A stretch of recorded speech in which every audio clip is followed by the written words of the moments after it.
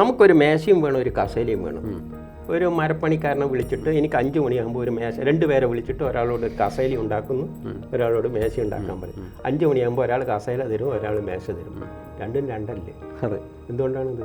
എൻ്റെ ആവശ്യം അതാണ്. എല്ലാവരും കർമ്മം ചെയ്യാനാണ്, ഒരാളും കർമ്മത്തിൽ മാറി നിൽക്കുന്നില്ല. സാർ, ഈ ജനനം എന്ന് പറയുന്ന സബ്ജക്റ്റ് വളരെ വലുതാണ്. അതിനകത്ത് ചെറിയൊരു പോർഷനാണ് സാറിനോട് ചോദിക്കാൻ ആഗ്രഹിക്കുന്നത്. ഒരേ സമയത്ത് ജനിക്കുന്ന 2 പേർ, ഒരാൾ ഭിക്ഷക്കാരനാവുന്നു, ഒരാൾ വലിയ പണക്കാരനാവുന്നു. എന്താണ് എൻ്റെ മുന്നിലെ രഹസ്യം? ചിലവർ പറയും മൈക്രോ സെക്കൻഡിന്റെ വ്യത്യാസം കൊണ്ടാണെന്നെല്ലാം പറയും, അല്ലേ? അതെ. അധികവരും ഞാൻ കേട്ടിട്ടുള്ളത് മൈക്രോ സെക്കൻഡിന്റെ വ്യത്യാസം കൊണ്ടാണ്. മൈക്രോ സെക്കൻഡിന്റെ വ്യത്യാസം കൊണ്ടാണെങ്കിൽ എൻ്റെ വാച്ചിൽ ഇപ്പം എത്ര സമയം കൃത്യം, എൻ്റെ വാച്ചിൽ ഒരു സമയമുണ്ട്. ആ വാച്ചിലെ സമയം ഇപ്പം നോക്കിക്കഴിഞ്ഞാൽ 1-2 മിനിറ്റ് വ്യത്യാസം ഉണ്ടാവില്ല. അതെ. സംശയം ഉണ്ടാവും. ക്ലോക്കിൽ നോക്കിയാൽ വേറൊരു സമയം ഉണ്ടാവും. അതെ അതെ അതെ. അപ്പോൾ നമ്മളൊരു പ്രസവം നടക്കുന്ന സമയത്ത് അവിടുത്തെ പ്രസവിക്കുന്ന സ്ത്രീക്ക് ഇതൊന്നും നോക്കാൻ താല്പര്യം ഉണ്ടാവില്ല. പിന്നെ അവിടുത്തെ നേഴ്സനാണ്, നേഴ്സ് ശമ്പളക്കാരിയാണ്. അവളെ ഏതെങ്കിലും ആ ക്ലോക്കിൽ തോന്നുന്നു, ആ ക്ലോക്കിൽ തന്നെ ഇപ്പോൾ 5 മിനിറ്റ് വ്യത്യാസമായിരിക്കും. ഇത് വെച്ചിട്ടായിരിക്കും എന്തുണ്ടാവുക, എല്ലാ ജാതകവും വരിക. അതെ. സാധാരണ എല്ലാ ജാതകവും നോക്കിക്കഴിഞ്ഞാൽ ഒന്നിക്ക് 5 മണി, അല്ല 5:05, അല്ലെ 5:10, അല്ല അധികം 5:15, 5:30 എന്നെല്ലാം പറഞ്ഞിട്ട് അടിച്ച്. ഈ മൈക്രോ സെക്കൻഡ് വ്യത്യാസം വെച്ചുകൊണ്ട് ഒരാൾ രാജാവാകേണ്ട ആൾ പിച്ചക്കാരനായി പോവുമെങ്കിലും മാറിപ്പോയാൽ പിന്നെ ഈ ജാതകം നോക്കാതിരിക്കുന്നതല്ലേ നല്ലത്. അതെ അതെ അതെ. നോക്കിയിട്ട് വല്ല കാര്യം? അതെ അതെ. ഇല്ല, അങ്ങനെയൊന്നല്ല കാര്യം. അതല്ല അതിൻ്റെ കാര്യം.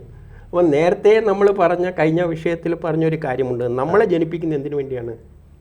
ഒരു കർമ്മം ചെയ്യിപ്പിക്കാൻ വേണ്ടിയാണ്, അല്ലേ? അപ്പോൾ ഒരു സമയത്ത് നമ്മളിപ്പോൾ നമുക്കൊരു മേശയും വേണം, ഒരു കസേലയും വേണം. ഒരു മരപ്പണിക്കാരനെ വിളിച്ചിട്ട് എനിക്ക് 5 മണിയാകുമ്പോൾ ഒരു മേശ, 2 പേരെ വിളിച്ചിട്ട് ഒരാളോട് കസേല ഉണ്ടാക്കുന്നു, ഒരാളോട് മേശ ഉണ്ടാക്കാൻ പറയും. 5 മണിയാകുമ്പോൾ ഒരാൾ കസേല തരും, ഒരാൾ മേശ തരും. രണ്ടും രണ്ടല്ലേ? അതെ. എന്തുകൊണ്ടാണിത്? എൻ്റെ ആവശ്യം അതാണ്. അപ്പോൾ ആ ശക്തിക്ക് 2 പേരെ ജനിപ്പിക്കുന്ന എന്തിനു വേണ്ടിയിട്ടാണ്? ഒരാളെ രാജാവാക്കാൻ വേണ്ടിയാണ്, ഒരാളെ ചിലപ്പം പിച്ചക്കാരന്മാരിയുള്ള എന്തോ അവസ്ഥയിലാകാൻ വേണ്ടിയിട്ടായിരിക്കും. അവർക്കും കർമ്മങ്ങളുണ്ട്. എല്ലാവരും കർമ്മം ചെയ്യാനാണ്, ഒരാളും കർമ്മത്തിൽ മാറി നിൽക്കുന്നില്ല. അപ്പം ജനിപ്പിക്കുന്നതിൻ്റെ 2 ഉദ്ദേശം വെച്ചാണ്. അതുകൊണ്ട് ഒന്ന് തന്നെയാണെന്ന് വാശി പിടിക്കേണ്ട കാര്യമില്ല. ഉണ്ടോ? ഇല്ല ഇല്ല ഇല്ല ഇല്ല. അപ്പോൾ അതേസമയം തന്നെ ഒരേ സമയത്ത് തന്നെ മനുഷ്യർ മാത്രമല്ല ജനിക്കുന്നത്, പട്ടികൾ ജനിക്കുന്നുണ്ട്, ബാക്ടീരിയകൾ, വൈറസുകൾ, ഇതെല്ലാം ജനിക്കുന്നു. ഇതെല്ലാം മനുഷ്യൻ്റെ കാര്യമാണെന്ന് വെക്കുന്നതിൽ അർത്ഥമൊന്നുമില്ല. അപ്പോൾ ഓരോ ലക്ഷ്യത്തിന് വേണ്ടിയാണ്. അതാണ് ഞാൻ പറഞ്ഞ ജ്യോതിഷത്തിലോട്ട് വേദങ്ങളിലോട്ട് നോക്കിയാലേ മനസ്സിലാവുള്ളൂ. അപ്പം നമ്മളെ ജനിപ്പിക്കുന്ന ഓരോ ലക്ഷ്യം വെച്ചാണ്. രാജാവായ ഒരാളെ ജനിപ്പിക്കും, അതേ സമയത്ത് തന്നെ വേറൊരാളെയും ജനിപ്പിക്കും. പിന്നെയുള്ള ചോദ്യം എന്താണ്? പിന്നെ ജാതകം എങ്ങനെയാണ് പറയാൻ പറ്റുക എന്നാണ്. ഒരേ ജാതകം വെച്ചല്ലേ പറയുക? അതെങ്ങനെയാണ് സാധിക്കുന്നു എന്നുള്ളതാണ് ചോദ്യം. ജ്യോത്സ്യർ എന്തേ പറയുന്നുള്ളൂ? നിങ്ങൾക്ക് നല്ല സമയമാണെന്ന് പറഞ്ഞെന്ന് വെച്ചാൽ. അപ്പോൾ ഒരാൾ പിച്ചക്കാരനാണ്,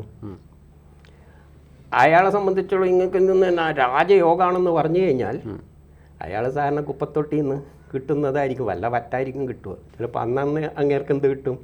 നല്ലൊരു ബിരിയാണി ചിലപ്പോൾ കിട്ടിയെന്ന് വരും. അയാൾക്കൊരു തൃപ്തി ഉണ്ടാവുന്നുണ്ട്.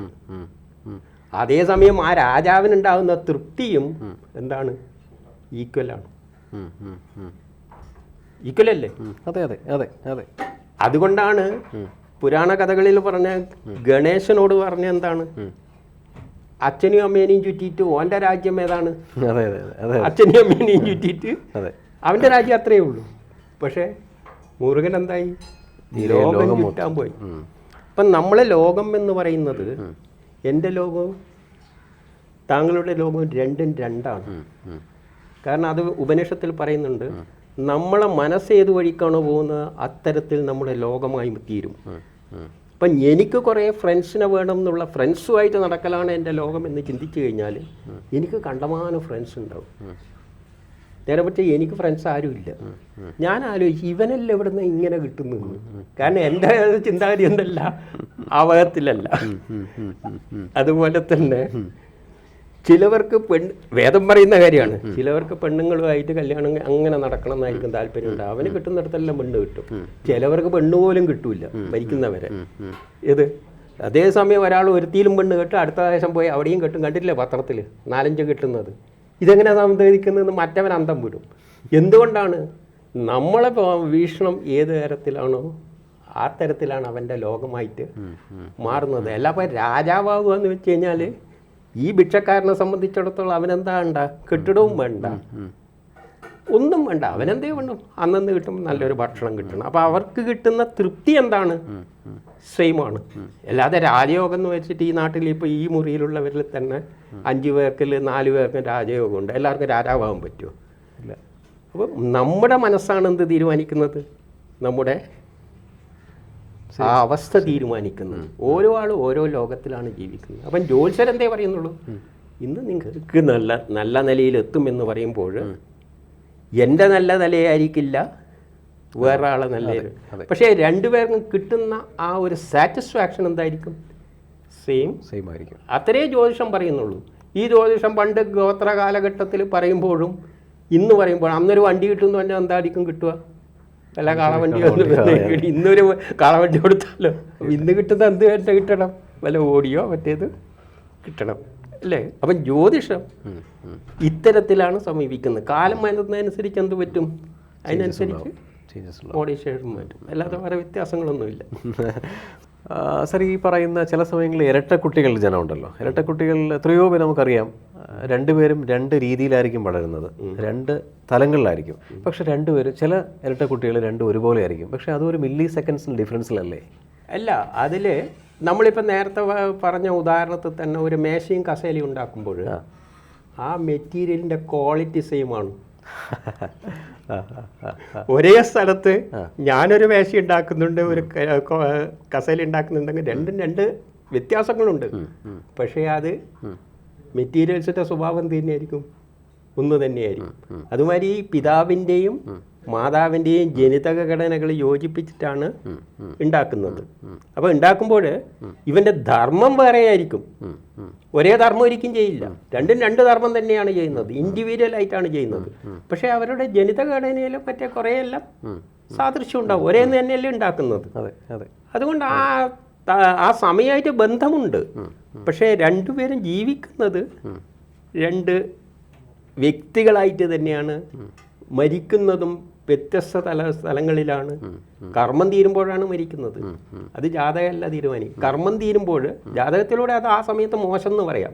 ഇപ്പം ഒരു ജാതകത്തിൽ മരണം എന്നത് പറയാൻ പാടില്ല എന്ന് പറഞ്ഞിട്ടുണ്ട്. പറയാൻ പാടില്ല. കാരണം എന്തുകൊണ്ടെന്ന് വെച്ചാൽ ഒരു ജ്യോത്സ്യർ, നമ്മൾ കർണാടക മന്ത്രിനെ അറിയാലോ, ഒരു ആക്സിഡൻറ്റ് നടന്നിട്ട് എന്താ നടന്നത്, അന്ന് ജ്യോത്സ്യർ എന്ത് പറയേണ്ടതാണ്.